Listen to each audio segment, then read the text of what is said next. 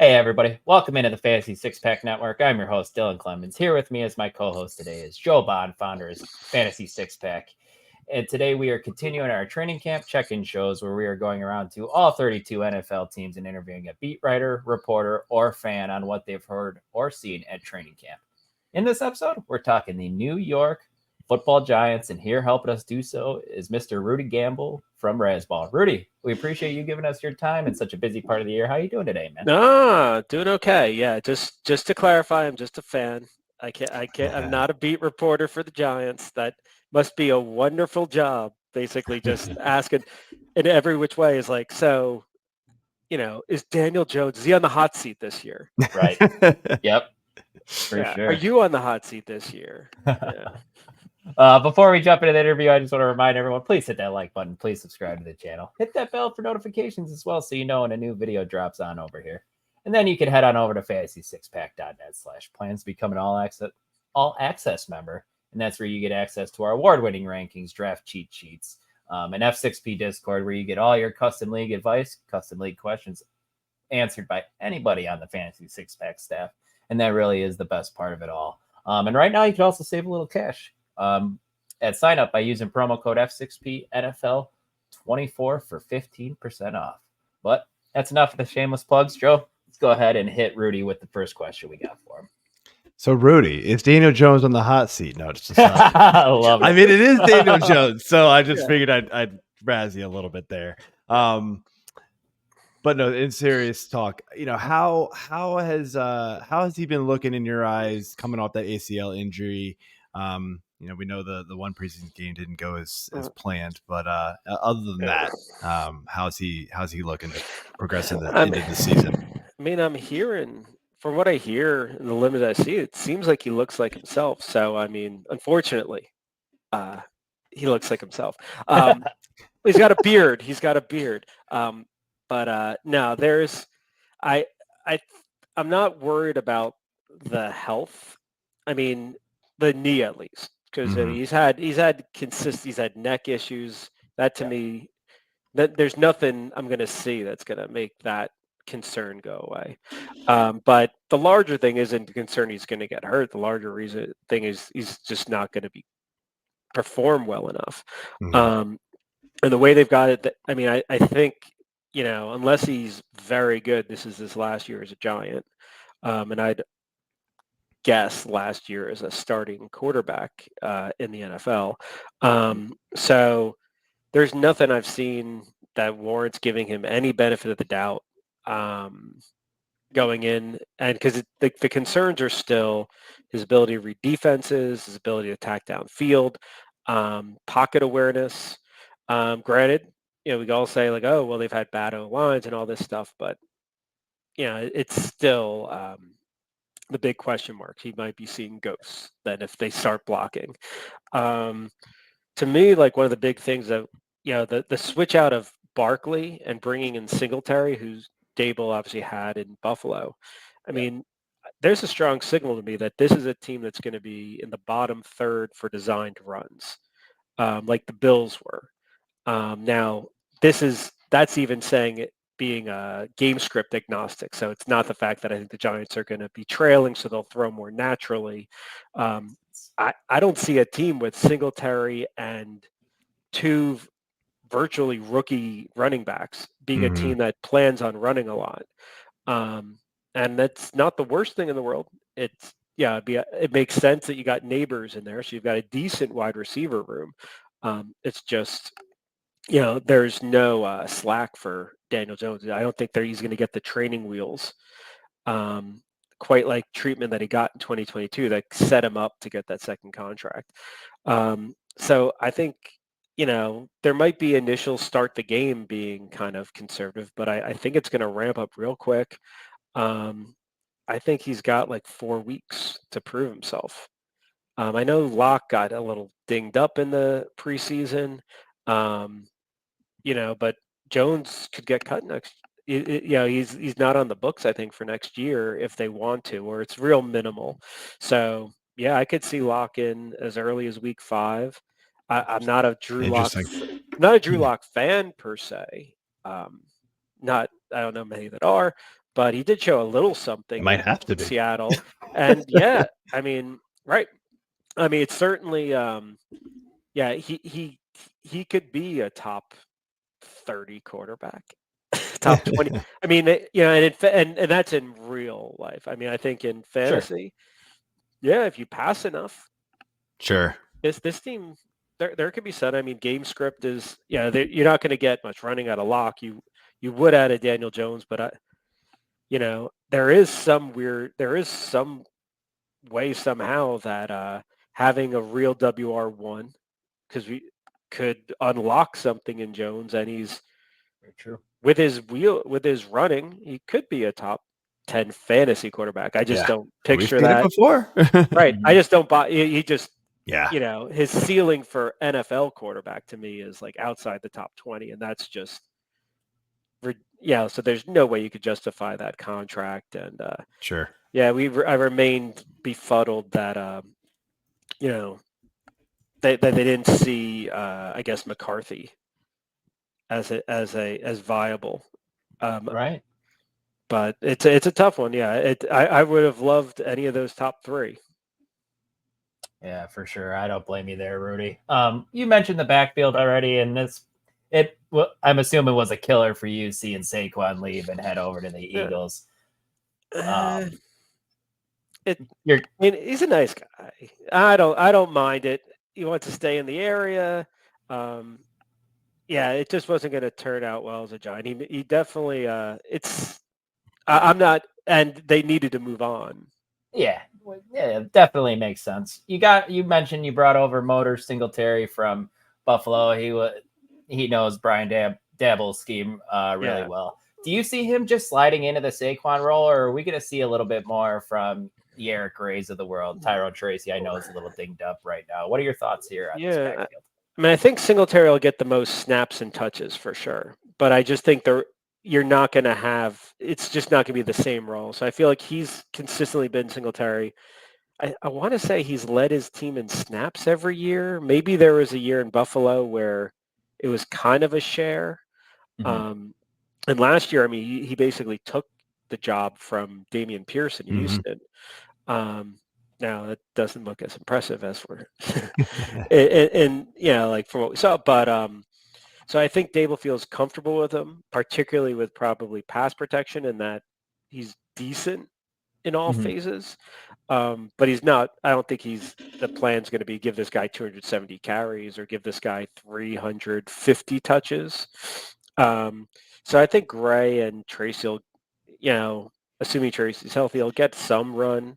I just think it won't be a very. I mean, we think back to Buffalo, like. Part of that was Allen kind of vulturing touch for the red zone, but it was a pretty blah fantasy situation for running backs. I don't even remember. I guess last year with Cook was the first time in recent memory that there was a decent Bills running back. So I'd picture that with the Giants. This is one where if you get super cheap prices, maybe, but not gonna be super valuable. Yeah, I think Singletary's last season with the Bills, I think he finished as like RB23, RB24, somewhere in that range, which I feel like that's about the ceiling, right, on this Giants team. It's about where it's going, but yeah, I mean, yeah, I'm only interested in him super late. Like, he's going around like 8, 9, 10, maybe even later than that sometimes. And you're like, I mean, all right, I'll take the volume at that point, Yeah, it's right. Yeah, I mean, I guess if you're comparing him to someone who's like, you don't think he'll ever get out of committee or is going to be the definite number 2, but I just don't see a ceiling here. Definitely not much of it. So let's jump over back into the passing game. We'll talk about the receivers here. So, we already talked about Nabers. We know he's going to be the guy. Is there another receiver in this offense that could have a bigger role that we expect and, maybe be, kind of like, waiver wire pickup worthy? Because right now, like none of these other guys are getting drafted. Right. I mean, and I think when you look at, I mean, Nabers is just could attack anywhere on the field. So if you see him as this true wide receiver 1 that could, maybe the skill set, let's just use like Odell Beckham as a template where it's like, did you throw short to him? Did you throw deep to him? You just threw everything to Odell. So it gives, I don't see a lot of value coming from Hyatt, Jalen Hyatt, last year's 3rd-round pick out of Tennessee, and Slayton, because I think a lot of their value has historically been downfield. And this is going to be hard enough to get. This isn't a team and a quarterback and an O-line that screams attack downfield. But Wan'Dale Robinson's a guy that I think he surpasses 100 targets pretty easy in a low A-dot role if he's healthy. So he was solid last year. Granted, and I think complements well with Nabers. That because Wan'Dale's not going to take you deep, but you need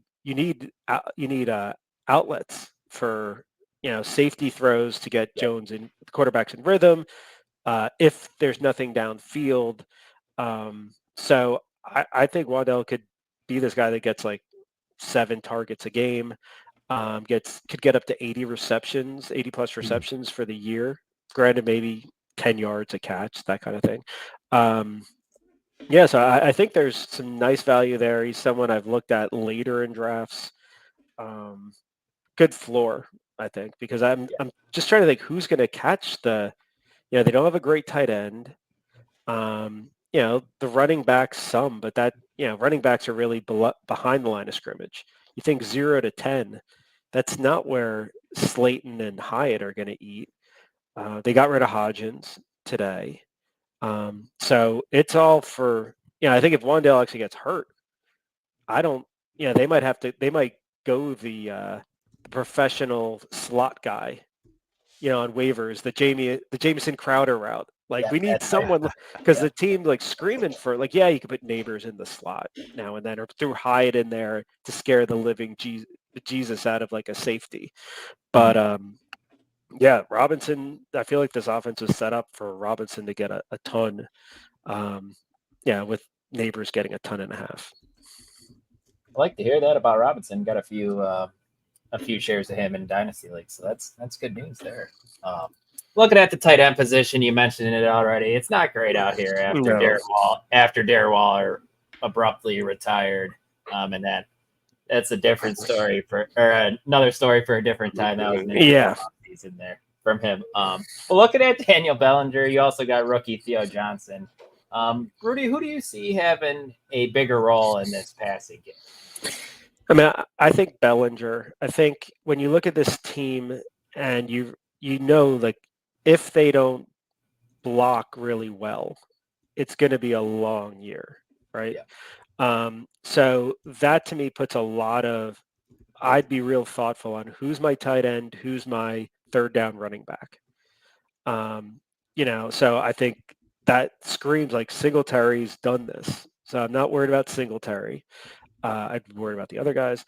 And I think, okay, I want a tight end that half the time he's not going to go out, he needs to block. I need this 2-way tight end.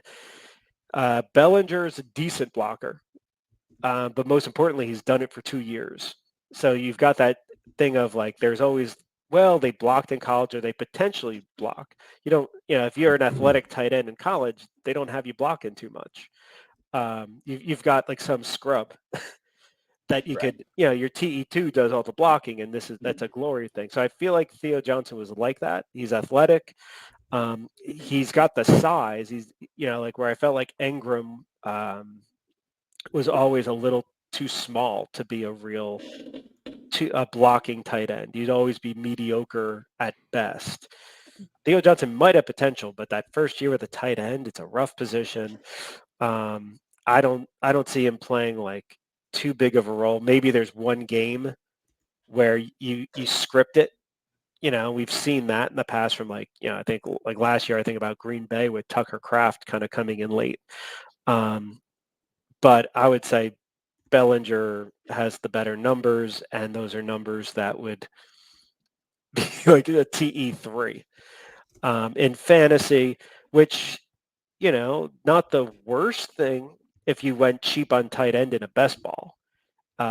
It's just for when you're setting your lineups, like he's total waiver fodder in my eyes, and they could be, and it's tough to match up tight ends is the tougher thing. Like, when you used to play the whole late round quarterback thing was, based on the defense and the script, whether this is a good quarterback game.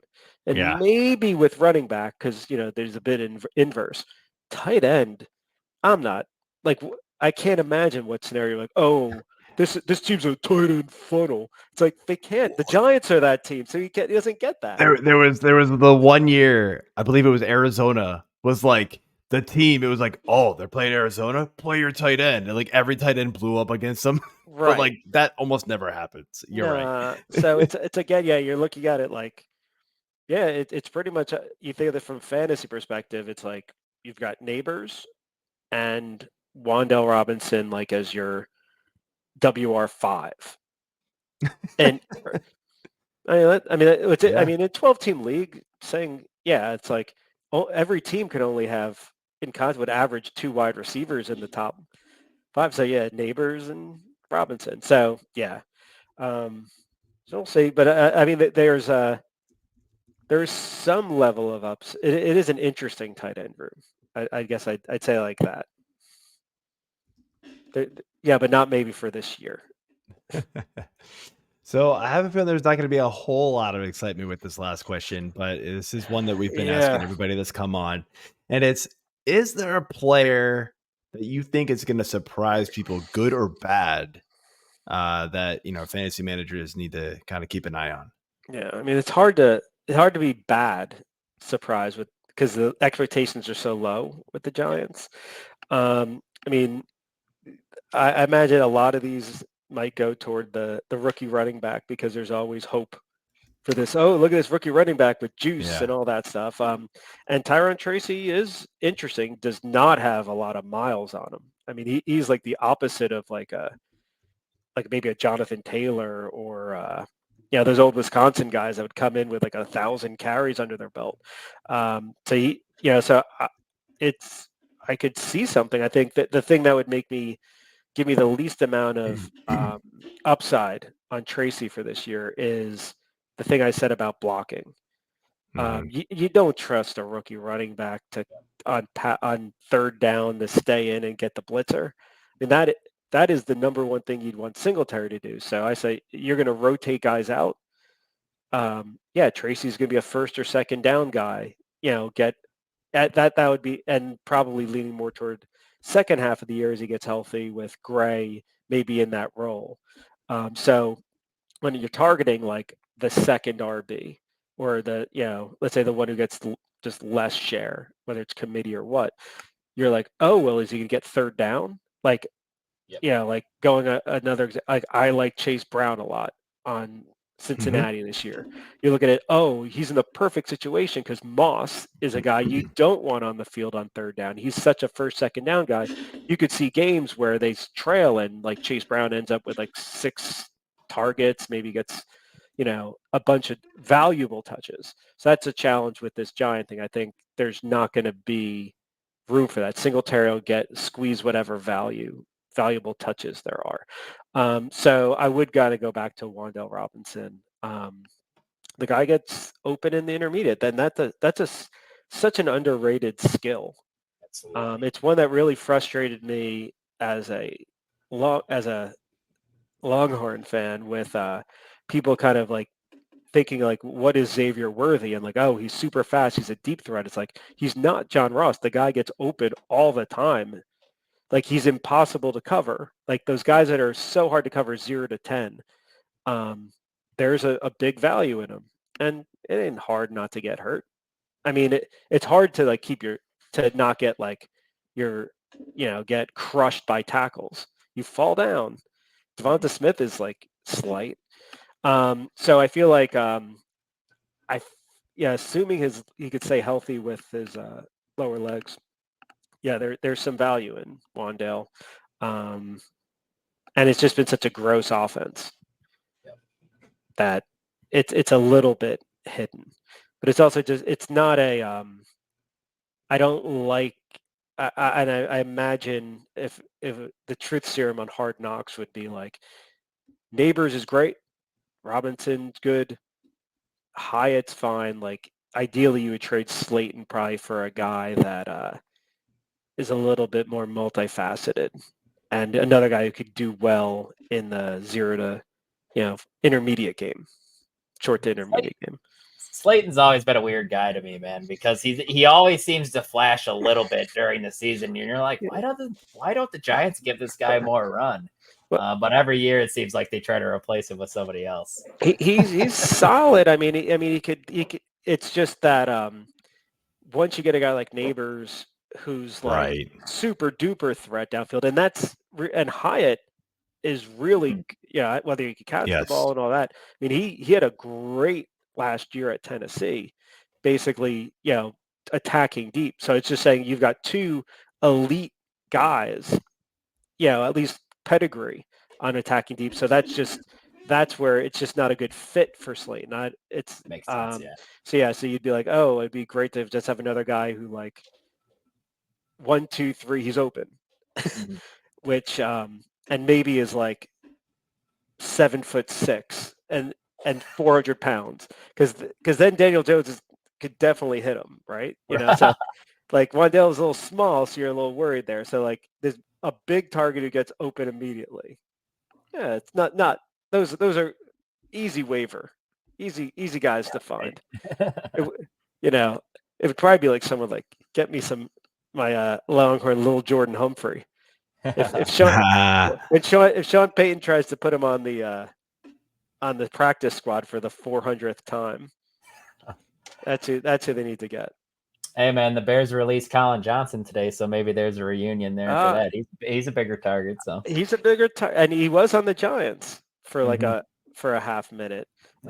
He's not as good on the intermediate, but yeah, those are the days we had Humphrey and Colin Johnson.